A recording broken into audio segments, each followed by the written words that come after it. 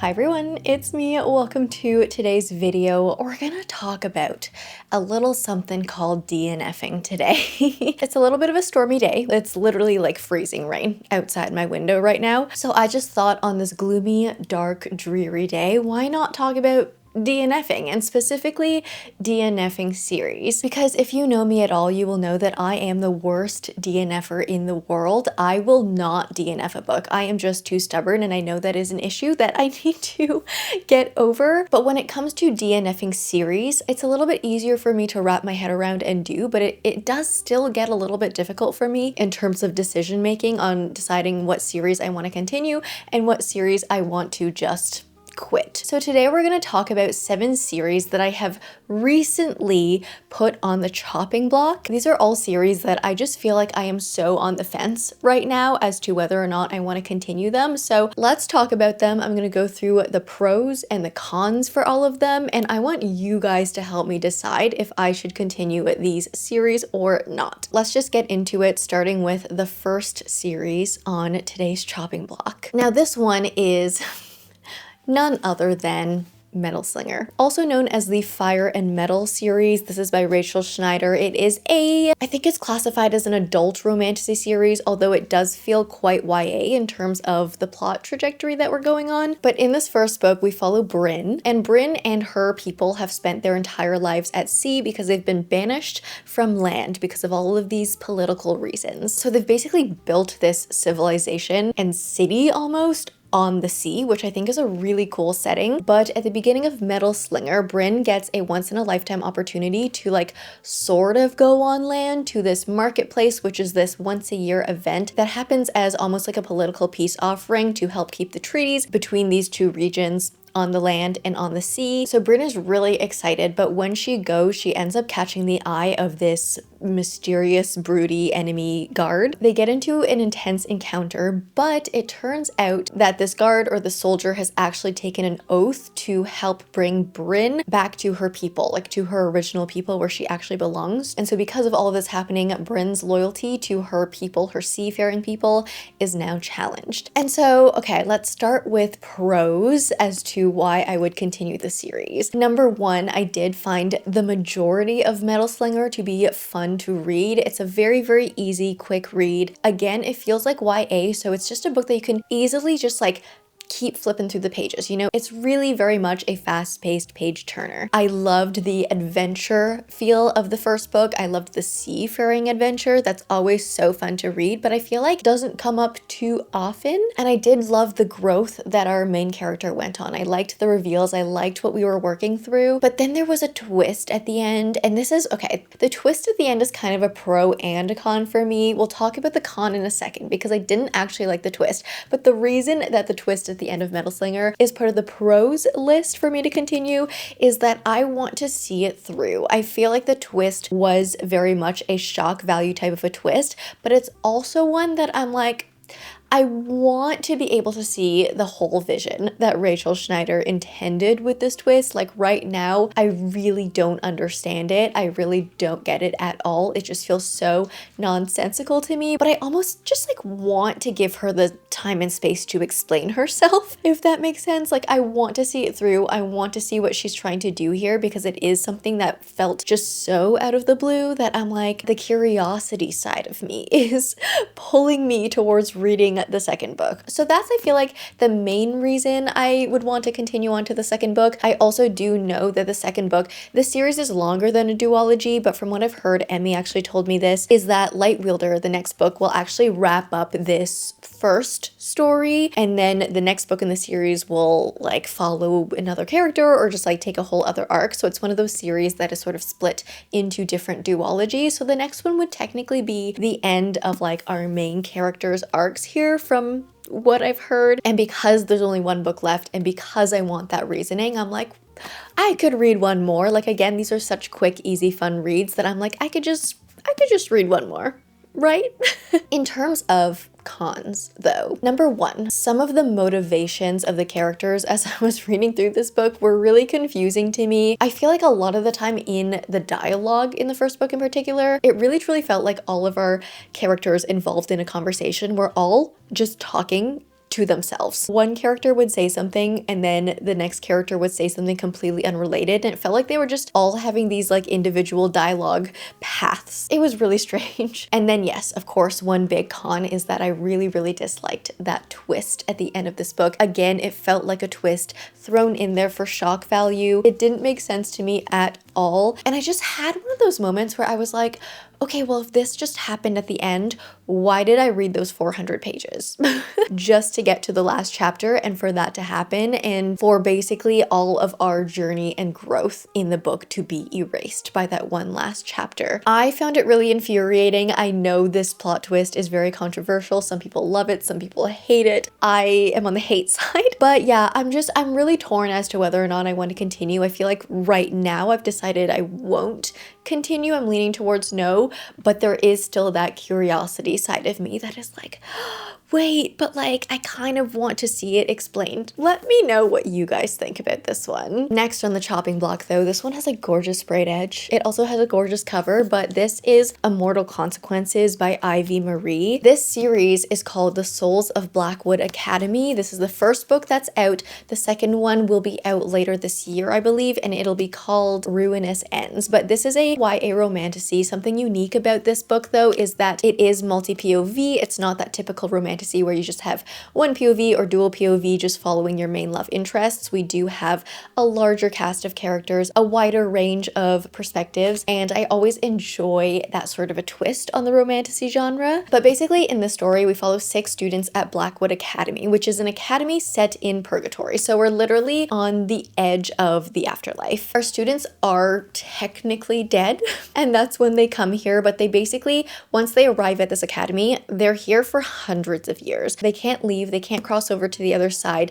They're just stuck here studying and also acting as these sort of like carriers for other souls to go to the other side. And they're here for hundreds of years until their minds basically expire and wither away. But once every 10 years, there is a competition that a select group of students can join, and here they can compete for a chance to either graduate and join the magical elite, or they can choose to just actually pass through the afterlife finally. And because this is part of the romantasy genre, in every perspective, we do have some sort of a romance plot happening. We'll start with prose again. So first of all, I absolutely loved this setting. The environment of this academy set in purgatory just felt so moody, such a perfect fall read, like a September, October read, more of an October, I would say. But I feel like that academia vibe was achieved quite well, and Ivy Marie's writing was very descriptive. I was kind of describing her as a Stephanie Garber, but make it darker and more gothic. So I loved that. It is also a very easy to read YA fantasy, so a good break between more complex reads. And overall, I did enjoy the story. And I think by the end of the story, I was curious to see how this world would expand, because we were left at this point where it was very obvious like where we were going to go next and what we were going to learn more about next. So immediately upon finishing this one, I was like, ooh, okay,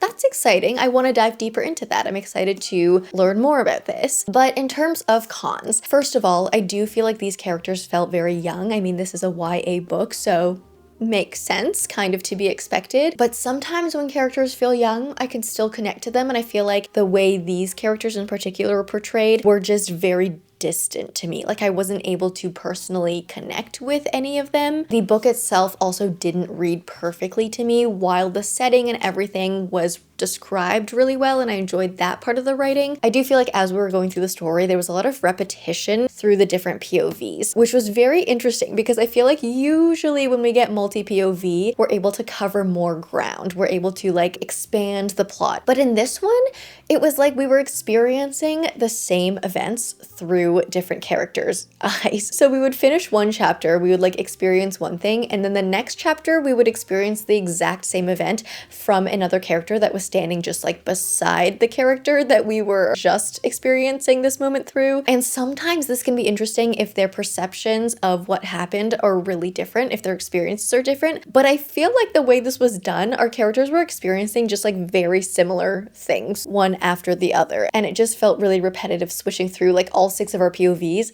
as they experienced the same thing in almost the same way. So because of that, I feel like in this book, there wasn't actually that much that happened within this like amount of pages. It was a really strange feeling. And then also just since reading this book, I haven't thought about it, which I don't think is ever a good sign when you're thinking if you want to continue a series or not. And so while the first book was fun, it was an enjoyable read, I just don't feel very motivated to continue at this point. And I feel like if the second book is coming out later this year, I'm gonna feel even less attached to these characters by that point. So unsure if I'll continue this one, but that's also leaning towards a no right now. Okay, this next one on the chopping block, I'm actually leaning more towards a yes compared to the first two that we've talked about, but this one is Heavenly Bodies by Imani Erriu, another romantasy series. A lot of the series we're talking about today are romantasy. I feel like for some reason I tend to continue more with high fantasy series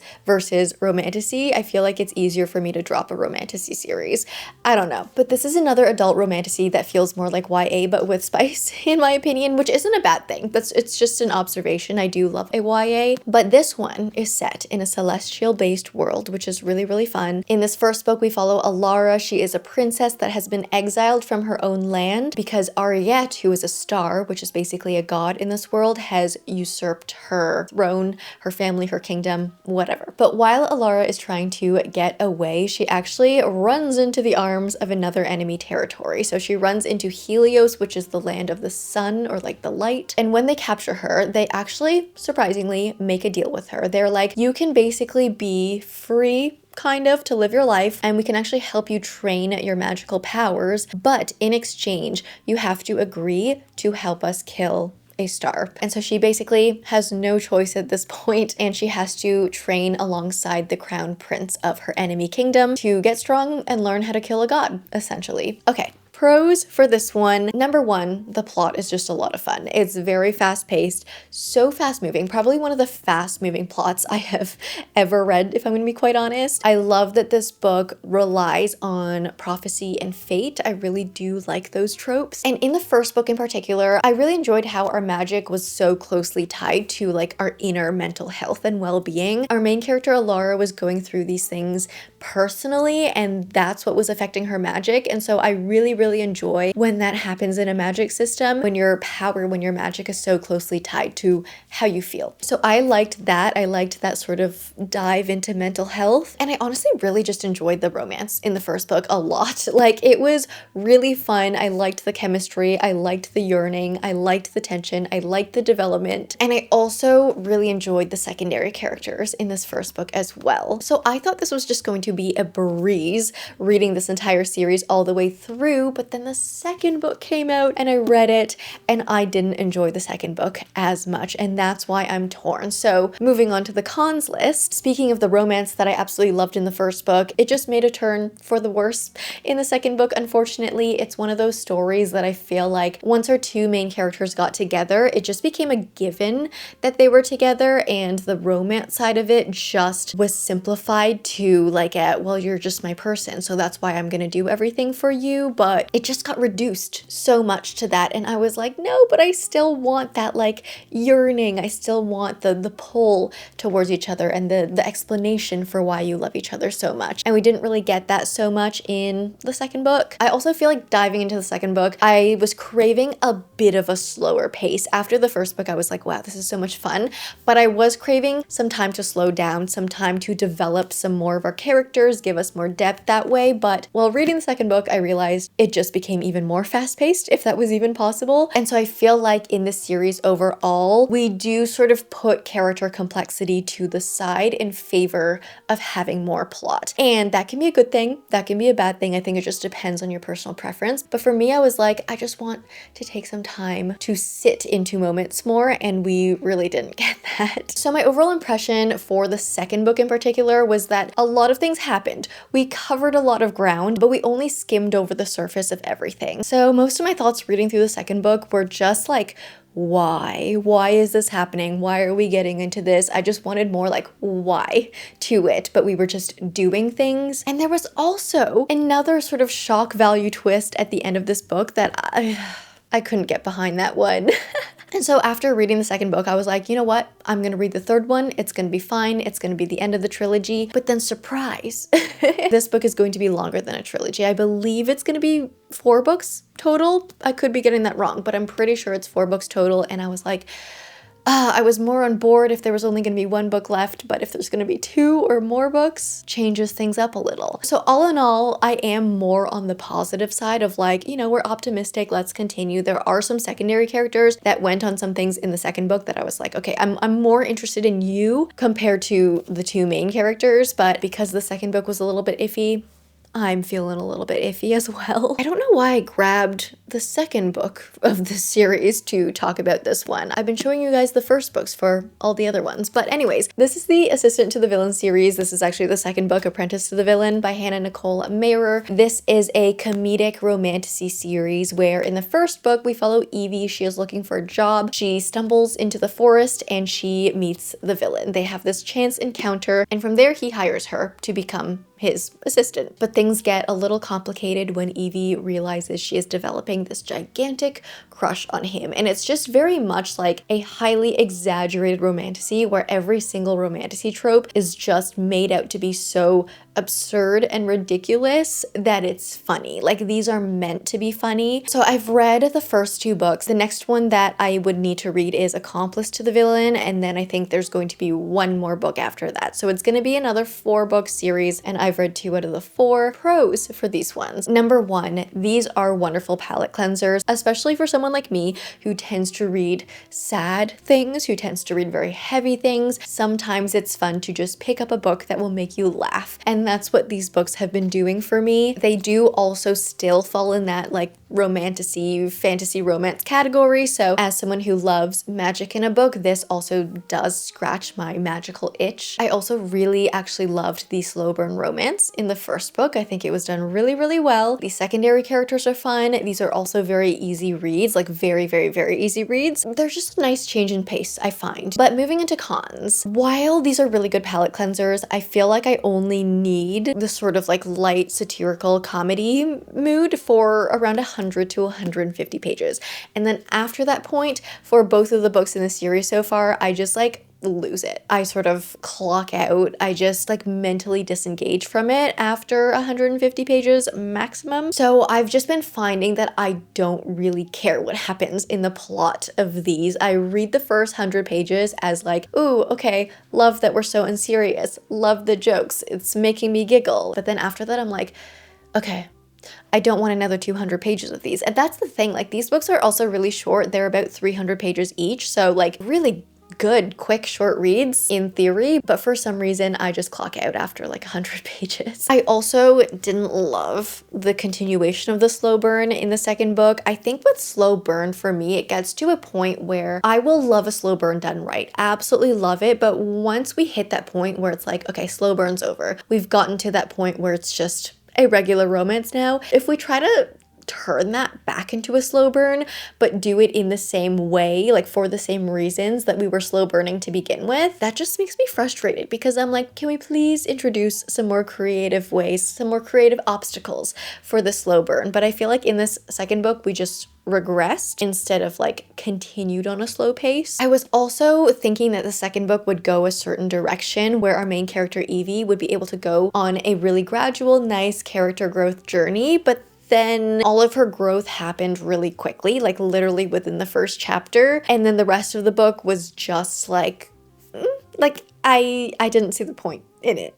So I didn't love that. I'm just not feeling very motivated to pick up the third book. So this one, I'm so sorry. I know so many of you guys love the series. I'm leaning towards a no for now on this series, but if you're thinking otherwise, let me know in the comments. Okay, this next one is actually not a romantasy series. Wow, surprise. It's actually just a straight romance, and this is the Bridgertons by Julia Quinn. So this is actually the fourth one. It is the one I have read up to. So Romancing Mr. Bridgerton. This is Penelope and Colin's story. I feel like most of us know what Bridgerton is by now, but just in case you don't know, very quickly, these are basically just Regency romances where every book follows a different sibling in this Bridgerton family as they find their love. And so I have read Daphne's story, Anthony's story, Benedict's story, and then now Colin's story. So first of all, pros for the series. The ideas for the plot plots of these I feel like are starting to get really fun and creative because this is such a long series.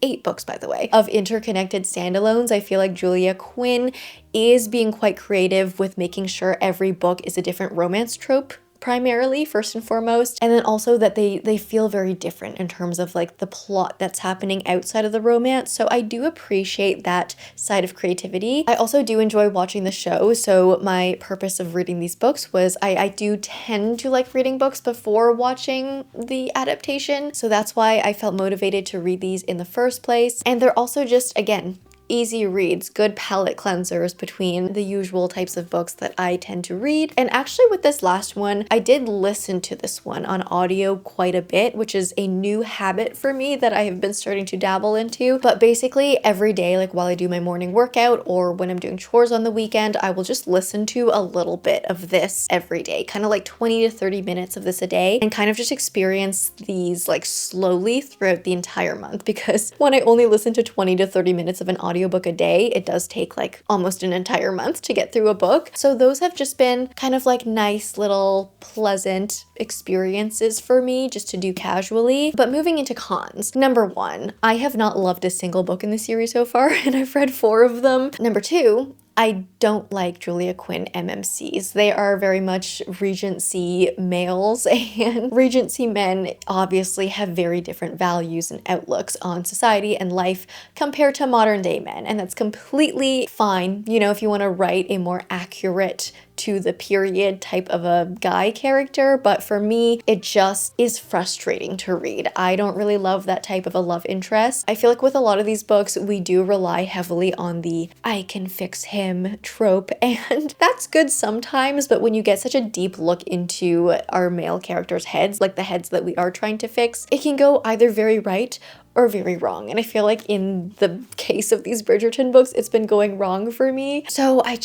don't like her male characters, and I don't like the arcs that her male characters go through. I love the arcs that her female characters go through, which is so funny. Like I literally love those arcs. It's just the male side of things. I also have found that with these books, I tend to, kind of similar to Assistant to the Villain, I tend to love the first 100 pages. Like I love the writing immediately. I love the plot setup. I love the initial banter between our characters and how they meet, but then it falls apart in the second half for me because of the lack of the arc of the male characters, really. So I'm really torn if I want to continue with these ones. I feel like if I do, it will be through audio because I feel like that more casual listening style works better for these books for me. But if you have read the latter half of the Bridgerton books, let me know if they're worth it. I think I have heard some good things about the second half. I've heard that they do get better, but I'm just like, not entirely sure if I'm convinced. So right now I'm leaning towards a no for these ones, but please convince me if you think otherwise. Our second last series on the chopping block is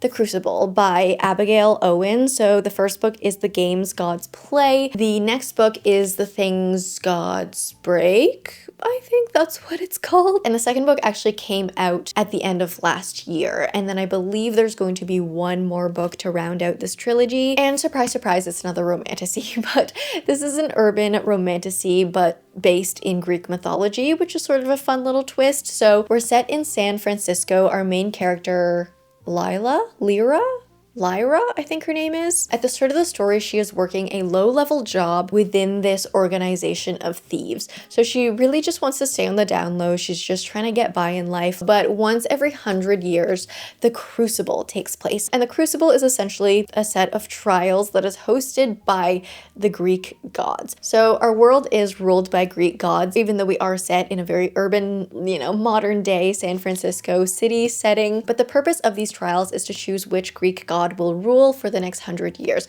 So every single Greek god will choose a human champion to take part in these trials, and whichever human champion wins determines which god will rule. Of course, Lyra gets chosen and she has to enter this crucible, but not only does she have to enter, she has actually been chosen by Hades, and Hades, isn't really well regarded by the other gods, and Hades also has not participated in the crucible ever. So everyone is now like, why does Hades babies want to rule the world. He already has his own afterlife. And so because of that, everyone is immediately suspicious of Lyra, and it just makes it all the more harder for her to make her way through these trials. Starting with prose, the trials were so much fun in this book. These trials are the type that are very creative, very curated to the theme. And so basically each Greek god designs their own trial, and because of that, every trial is very different. You know, we're not just doing combat trials, we're not just doing like strength and then intelligence and then whatever. They're very closely tied to Greek mythology, and I really liked that side of the story. The plot overall was really fun to read. There was a fun twist at the end in a good way.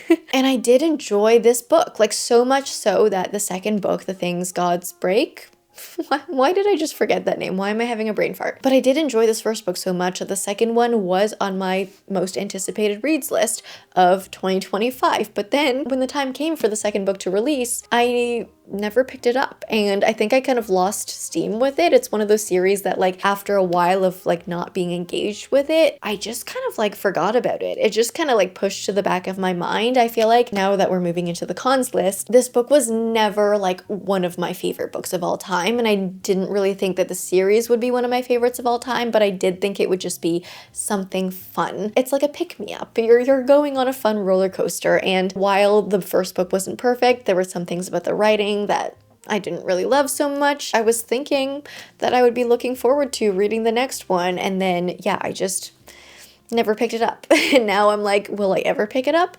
I'm unsure. So this one is just really a loss of interest thing. I do feel like the romance in the first book wasn't my favorite. While I was enjoying the plot a lot, the romance was very much like a very typical romantasy, enemies to lovers type of a romance story, and the dialogue was also a very like typical romantasy, enemies to lovers dialogue, if you catch my drift. So this is another one where I'm just like, I don't know if I will ever just feel motivated to like pick this book up and purchase it. So that's The Crucible. I feel like this one I'm very much on the fence. I'm like not really leaning towards a no, not really leaning towards a yes. I'm just stuck in this middle ground, and I am so unsure. And the last book we're going to be talking about today, the last series that is on my chopping block, is actually Direbound by Sable Sorensen. So this is the Wolves of Ruin series. The second book is called Fury Bound? Yes, Fury Bound. And this is another romantasy series. So in this one, we are set in a war-torn land. Essentially, we have humans that are working with dire wolves, and then on the other side of the war, we have vampires, essentially. They're called something else. They're called like, what are they called in this world? Like leechers or suckers or like lynches, something like that, but they're vampires, essentially. Our main character is Maehrer, and she has always hated the bonded, which are essentially the humans in the military who are bonded to the dire wolves. They've just always had a really bad attitude, in her opinion. They're really stuck up, and you know, she doesn't like them. And so Maehrer has always lived in poverty with her sister, but one day her sister gets kidnapped, and Maehrer suspects that the vampires had something to do with it. So in an attempt to go and find her sister, Maehrer enlists in the army because she thinks this will be her only chance to be able to get sent to the front lines so she can like search through vampire territory and find her sister. But as it happens, when she enlists in the army, she actually gets selected to take part in these bonding trials, where essentially she needs to bond with a dire wolf, prove that she's worthy of the bond, and so she can become one of the bonded, which is one of the people that she has always hated her entire life. So now, you know, she's put in this place of conflict where she really wants to find her sister, wants to get sent to the front lines, but she is stuck being forced to become the thing that she has always hated the most. Okay, pros. I love a mythical creature bond, okay? Once I heard that we were bonding with dire wolves in the story, I had to pick it up. I love, love, love a magical creature bond. And so although the bond between humans and dire wolves in this book really, really closely resembled the bond between humans and dragons in Fourth Wing, I still enjoyed it to some extent. A lot of it was, you know, very easy to predict because of how similar the bonding emanated the bonding in Fourth Wing. I still had, you know, quite a bit bit of fun reading it. I also really enjoyed the character complexity in this one. I think that was honestly really unexpected for me. I did not expect that much character complexity in a romantasy series, if I'm going to be completely honest. I usually read romantasy for the fantasy world, for the romance, for a fun, good time. But yeah, this one just had like more character depth than I was expecting. So that was actually a really, really nice surprise about this one. I also really liked the wolfy bits in this, in particular how pack dynamics actually really impacted the story. I thought that was a nice creative touch that also helped differentiate the magic system in this one a little bit farther from Fourth Wing. But then in terms of cons, number one, I didn't really like the romance in this one. It did have elements of a dark romance, I feel like, and I just don't like dark romance arcs. There were also just a lot of like cliche microtropes in this one in terms of the romantasy part of it. Like we had the "who did this to you" in those exact words. Just things like that where I was like, I feel like we don't need to include all of these microtropes in this book just to like tick them off a list. That's sort of what it was feeling like, but I would have much preferred less microtropes, but have them happen more naturally and integrate them more into the story. It just felt like we were forcing a lot of these moments to happen. And while I was reading this book, I just felt like Maehrer was consistently 20 steps behind. As the reader, we were just given so much information, I feel like, that it felt so frustrating that Maehrer was so behind. She was not coming to the same conclusions that I was coming to like really quickly as the reader, and I feel like because of that, a lot of the plot felt really predictable because I knew what was going to happen like 200 pages before Maehrer clued into it in her head. Maybe the foreshadowing was just a little bit too obvious, where things were just too easy to pick up. So yeah, the plot overall I think was really predictable. A lot of the twists at the end of the book were very predictable, and it's just another story that I haven't really thought of since reading. Like, I had fun reading it, but since then I haven't been like dying to know what happens to Maehrer or what happens to any of the other characters in the story. So another one that I'm very torn about. I think I'm also kind of like middle ground on this one, whether I want to continue or not, maybe leaning towards a no. Let me know. I think the second book actually comes out fairly soon. It's like early to mid this year, but I'm just still unsure if I want to pick it up. That being said, those are all the series that I'm thinking of DNFing. So again, if there are any series that you feel very strongly toward, if you're either like, Jamie, you need to read these, or if you're like, Jamie, yeah, you can drop that one, it's fine. Let me know. I need some convincing on some of these, and I always love getting your input. That being said, I'm going to leave you guys here for now. It is still hailing outside. I hope you didn't hear the little like blick, blick, blick, like little clack clacks of the ice pebbles hitting the window, because that's all I've been hearing this entire time I've been talking. I hope the mic doesn't pick up those little click clacks. If it does, maybe it'll be a very soothing sound for you to go alongside this video. I'm not sure. But yeah, that being said, I'm going to leave you guys here for now. I hope you enjoyed this one. If you did, please leave me a like and a comment. If you don't know what to comment down below, just convince me on some of these series, whether it's in a positive way or a negative way. If you like me, subscribe, do that bell thing, and I will see you in the next one. Bye!